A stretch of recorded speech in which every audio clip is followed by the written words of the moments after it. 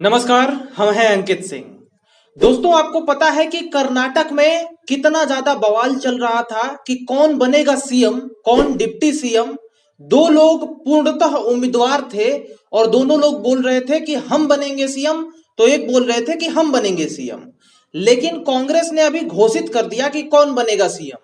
लेकिन अभी भी एक तीसरा नेता नाराज है क्योंकि उसे भी कुछ इच्छा थी, वो कांग्रेस पूरी नहीं कर पाई।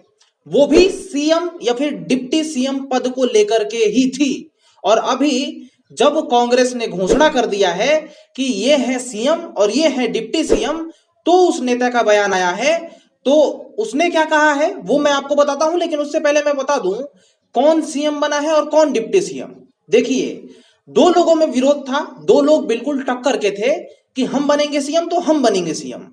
सबसे पहले एक थे सिद्धारमैया, ठीक है, इनको भी लग रहा था कि ये बनेंगे सीएम।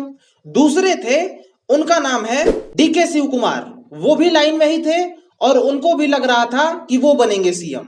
लेकिन इन्हीं दोनों में से किसी एक को बनना था। कांग्रेस अध्यक्ष ने डिसीजन लिया कि सिद्धारमैया ये बनेंगे सीएम और जो डीके शिव कुमार हैं उनको डिप्टी सीएम बना दिया गया। जब ये मामला सुलझ गया तो एक तीसरे नेता ने आकर के सामने कुछ ऐसा कहा जिससे कि कांग्रेस के ऊपर फर्क जरूर पड़ेगा। उनका नाम है जी परमेश्वर।